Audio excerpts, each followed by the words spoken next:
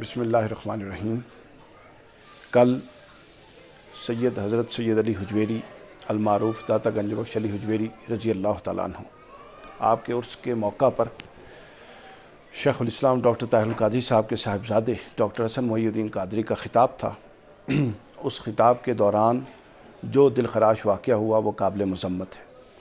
میں نے اس حوالے سے 2-3 گزارشات پیش کرنی ہیں۔ پہلی بات تو یہ ہے کہ سوشل میڈیا پر ایک طوفان مذمت برپا ہے جو بالکل درست ہے۔ دوسرا ایک اور پہلو جو سوشل میڈیا سے سامنے آ رہا ہے وہ یہ کہ وہ خاص جماعت کے لوگ جنہوں نے وہاں ہلڑ بازی کی، بدتمیزی کا بازار گرم کیا، شریر حرکتیں کی، شرارت کی، تو ان کا اور پھر ڈاکٹر حسن محی الدین قادری صاحب کا اور پھر حضور شیخ الاسلام کا لوگ تقابل کر رہے ہیں، یہ دیکھیں وہ کیا ہیں، یہ کیا ہیں۔ بھائی دیکھیے، کبھی بھی ایک معذور چیز کا توانا چیز کے ساتھ تقابل نہیں ہوتا۔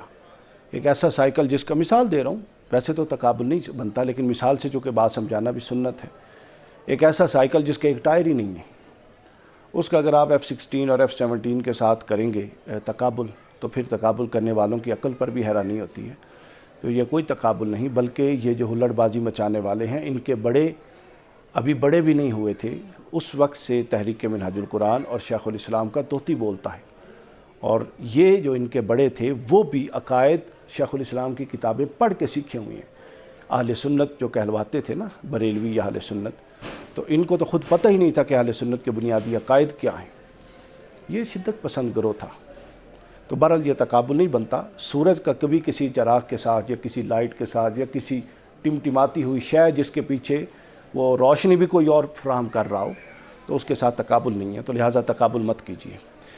تیسری بات یہ کہ بڑے ہی افسوس کی بات ہے، امید یہ ہے کہ جس جماعت کے کارکنان نے یہ حرکت کی ہے، امید ہے کوئی سنجیدہ لوگ اس میں اگر ہوں تو ان سے دست بستہ گزارش ہے کہ وہ اپنے ان متعصب، ان بدتمیز اور غیر تربیت یافتہ نوجوانوں کو سنبھالیں اور یہ چھوڑ دیں کہ یہ ایک تحریک کے کسی ایک فرد کے خلاف کوئی احتجاج تھا یا کسی دوسرے کے خلاف احتجاج تھا۔ نہیں، اگر ہماری اگلی نسل میں دین آپ لوگ یہ منتقل کرنا چاہتے ہیں، دین کی یہ قدر منتقل کرنا چاہتے ہیں، اور اگر اگلی نسل کے 1% بچے بھی دین کا یہ تشخص لے کر جوان ہوں گے تو آپ سمجھتے ہیں کہ آپ نے اگلی نسل میں کیا کنٹریبیوشن کیا ہے۔ جو امت دعوت ہے، جو بھی غیر مسلم ہے، جن کو اسلام کی طرف راغب کرنا ہے، کیا یہ وہ اسلام کا تشخص ہے جس سے آپ ان کو اسلام کی طرف راغب کریں گے؟ جو لوگ دین بیزار ہیں اور دین سے فرار کے بہانے ڈھونڈتے ہیں، کیا یہ تشخص پیش کر کے آپ ان کو دین کی طرف راغب کریں گے، یا آپ اور ان کو جواز فراہم کر دیں گے کہ دینی لوگ تو ایسے ہوتے ہیں، یہ شدت پسند بھی ہیں، یہ بد اخلاق بھی ہیں، ان کا تو یہ اخلاقی گراوٹ کا یہ حال ہے کہ یہ جس مسجد کو اللہ کا گھر کہتے ہیں اس مسجد میں یہ کسی ایک فرد کی ذاتی اختلاف کی بنیاد پہ جوتے اچھالتے ہیں، غلیظ گالیاں بکتے ہیں۔ اب ہمارے لوگ بھی بادشاہ ہیں جن کی تربیت ہی مغلظات اور گالیوں کی بوچھاڑ میں ہوئی ہو، اور جو گالیوں پر سبحان اللہ کہتے کہتے بڑے ہوئے ہوں، ان سے یہ تربیت کی یہ اچھے اخلاق کی توقع نہیں ہے۔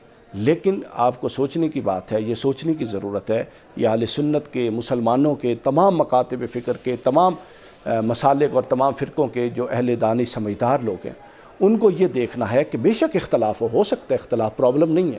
ظاہر ہے ختم نبوت کے بعد کوئی بھی معصوم نہیں ہے، کسی سے اختلاف جائز بنیادوں پر ہو سکتا ہے۔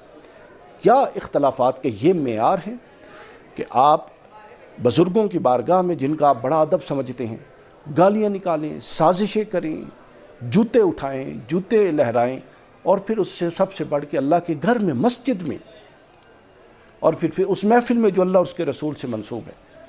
یہ بالکل مصدقہ بات ہے۔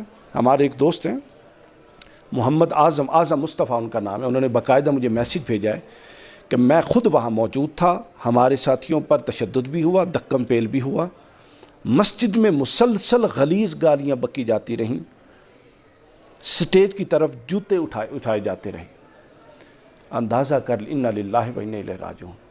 آپ اندازہ کیجئے، بالکل غیر جانبدار ہو کے، آپ کا کسی بھی تنظیم، کسی بھی تحریک سے کوئی تعلق نہیں تھوڑی دیر کے لیے، کہ اس مذہبی فکر کا آپ نے کب جنازہ پڑھنا ہے کہ جس کا کرکس یہ ہے کہ اس کا کسی سے تھوڑا سا اختلاف ہو جائے تو وہ زبان سے مغلظات بکے، علمی دلائل کے ساتھ رد نہ کرے بلکہ گالیاں دے، تان و تشنیع کرے، جوتے اٹھا لے مسجد میں۔